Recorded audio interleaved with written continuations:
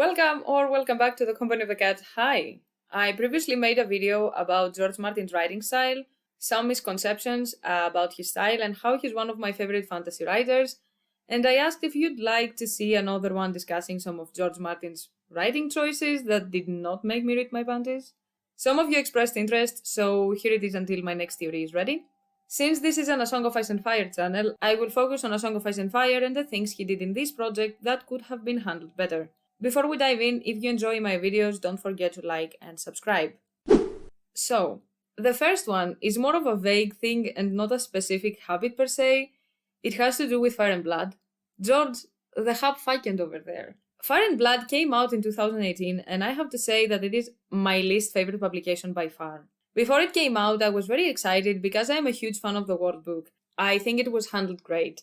I am a firm believer that it is an extremely underrated publication, and rereading the novels while having read the World Book is a different experience and make everything more exciting and fun. Fire and Blood is a great information dump, but as a book is not fun to read. Actually, I find it kind of frustrating. I think it painted a great picture and explained many things in the universe, and I would be a hypocrite if I said that it was completely useless, since in my channel I have several videos that wouldn't be possible to make without it, but I can also understand the mixed reviews. If you have not read it more than once like me and other people who are interested in theories and analysis, then it is a very meh piece of literature, specifically for George Martin since we know he can do better. Like The World of Ice and Fire, Fire and Blood is a historical account that focuses only on the Targaryen dynasty. So problems like not focusing on magic and dragons this much, or not being character-driven, which I have heard as complaints, are not a problem for me since I didn't expect it to be. That being said, unlike the World Book, it has a sizable portion of dialogues.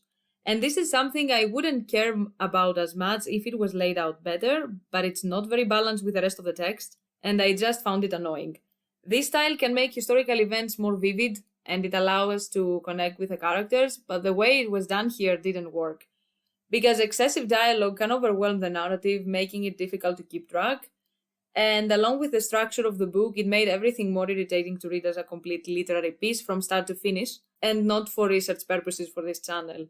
As for the structure, the book is written in a semi-chronological and semi-character-driven manner with various Targaryen monarchs and historical events, presented in a more episodic fashion. And I say semi-chronological order because there are minor events that may not follow a linear timeline, and the switches between different Targaryen rulers and periods, but with small parts that involve different people in them, can make it kinda frustrating. So yeah, great premise, great information source, not the best execution. I know that these side publications are co-written, but still they made it work in the World of Ice and Fire, so I expected better. Do you remember in my previous video where I said, furthermore, even minor characters appearing briefly possess depth and background, underscoring the idea that each character has their own story and complexity, even if we only glimpse a part of it? Well, it is true, but not if you're a Dothraki. If you're a Dothraki, fuck you. Or something, I don't know. George dropped the ball when it comes to the characters of Iri, Ziki, Ago, Joko, and Rakaro, and the Dothraki in general. These folks, who we met very early on, don't really get much character development. They stay pretty one-dimensional, the whole Dothraki gang. Instead of evolving and growing as the story unfolds, and us learning more about them, they just kinda hang around Daenerys. We know more about many Giscari people and Missandei as well as Oman Salid, and we met these people way later on. It's a big letdown considering how Martin is usually very good at creating complex characters. These guys could have added a lot more depth to the story, but they're stuck in their initial roles and we do not even have a personality for them. They're all the same characters pretty much. The only difference between Iri and Zikwi is their boob size, and for the Blood Riders, their weapons, who to this day, after so many rereads, I only remember that Rakaro has the arak Dany gave him, but the rest I don't remember without checking.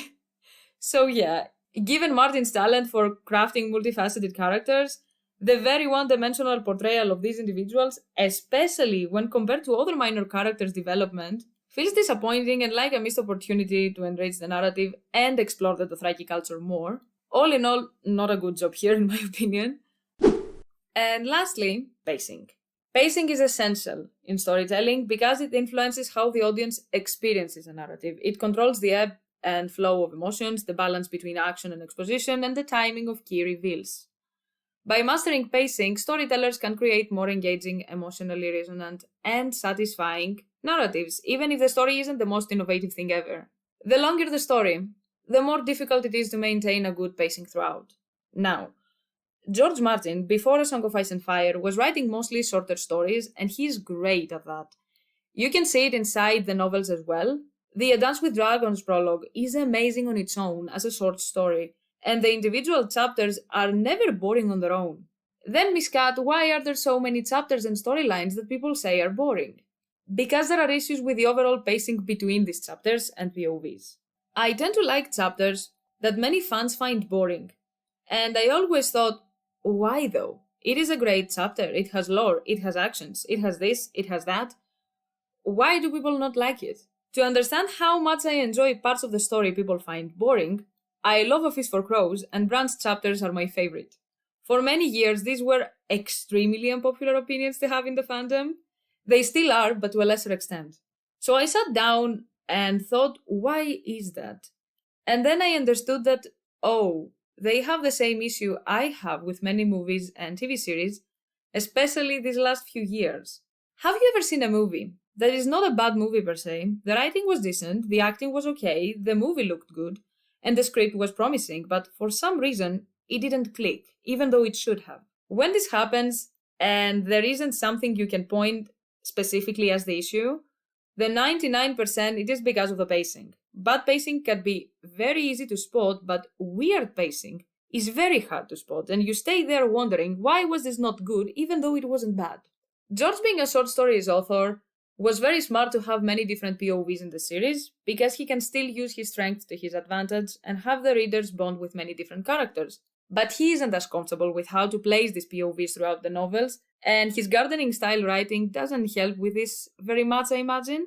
And this is the reason why many characters are considered to have boring chapters, when they aren't really, and why A Feast for Crows was not well liked when it came out but grew on people. According to George Martin himself, but also by reading the story, it is obvious who the main characters are: Dany, Bran, Jon, Arya, and Tyrion. We have many important characters like Theon, Sansa, Davos, Jaime, Cersei, Kat, and Ned, but it is obvious that no, they aren't/weren't the main ones. It is very difficult to balance so many POVs, and considering this is his first large project and it is that complicated, he handles it like a champ, but obviously there are places where he missed, I think. First of all, about Bran. I will have a full video about Bran and his chapters because he is my favorite and I am biased, sue me. But one of the reasons people do not resonate with him, I think, is the pacing. Bran's chapters compared to other main characters are very few and also very sparse. It makes sense since he has a mainly magic-related storyline, and having many chapters of his is gonna spoil a lot, but still, this doesn't help many readers to understand and enjoy him as a character. Bran has only 21 chapters, 7 in A Game of Thrones, 7 in A Clash of Kings, 4 in A Storm of Swords, none in Feast, and only 3 in A Dance with Dragons. Unlike other main characters with many chapters, Bran would benefit from at least 1 chapter in Feast, I think. I know it isn't very easy to balance everything, and there are reasons why POVs are in specific books, but that doesn't change the fact that minor changes to make the POVs more even would help. I would even prefer for him to have 1 chapter in A Feast for Crows and only 2 in Dance. At least then he would not be completely forgotten and dismissed by many readers. And that brings me to Feast.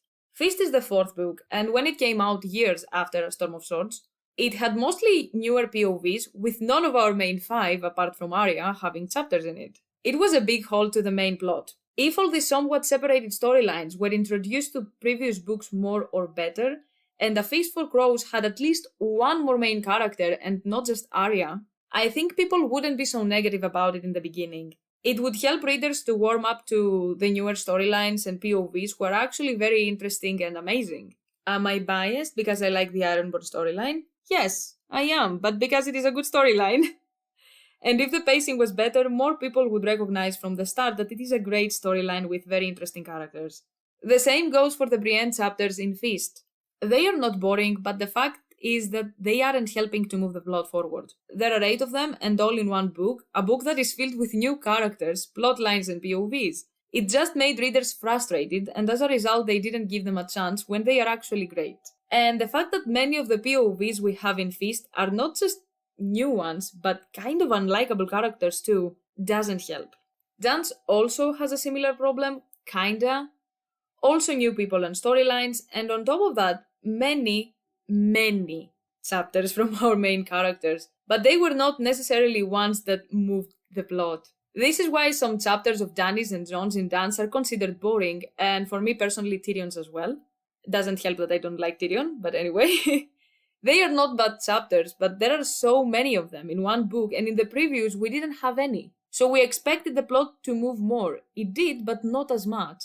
If all these chapters were spread out a little bit more evenly, not something crazy that would cause difficulty to the plot, but a little bit so the readers can enjoy them more. I think opinions like Feast was a bad book, Dance was not as good either, Bran is boring and Dany's chapters in Dance are bad wouldn't be as popular because they objectively are not. And I think Arya is one character that everybody enjoys, not just because she's great, but also because she's the most consistent POV. Yes, the more magical her storyline gets, the fewer chapters we have, but we see her in every book and we do not have 15 chapters of her in one and none in the other.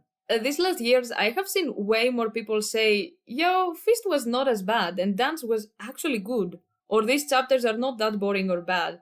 And the reason is that now we are familiar with the pacing and the plot progression and it doesn't feel so weird. And specifically about Feast, not only do we know what to expect, but we also have Dance ready to read. We do not have to wait years for it to come out, only to realize that the main characters are not in the book, and the next one is not here yet. We read it, enjoy the storyline, and open Dance after. Easy as that. As for Dance, from the first reread, it is easy to see that, damn, actually a lot of stuff happened, and it laid out the ground for the shit that is gonna hit the fan in the winds. I, being 25, obviously began the books when all 5 were out. So not having to wait for Jon's, Dany's, and Bran's story to continue after I finished Storm was not a problem because I finished Feast fairly quickly and started Dance in the same day, so I was never as critical with a book. But looking again, I think I get why people had issues and why these last years people start to appreciate these parts of the story more. It is because the pacing was not good. Now, A Dance with Dragons was always a book I enjoyed. A lot. And it was always kind of baffling that people were saying nothing happened because, yeah, a lot of things happened, just not flashy stuff like 32 battles. But I think people were getting overwhelmed with how much stuff was going on after a book that put a stop to most main storylines. By the way, I think that pacing might be one of the reasons George Martin is struggling with Winds 2, because now he has to balance all these characters and storylines. He's doing an admirable job considering the way he writes, the size of A Song of Ice and Fire, and the fact that this is his biggest project ever. But a more structured approach to writing would have benefited him in the long run, I think. This is it. I wanted to make this video because I like talking about stuff that I like, and that includes stuff I do not like as much in the stuff that I like. If you enjoy my videos, do not forget to like and subscribe, and see you in the next one. Bye!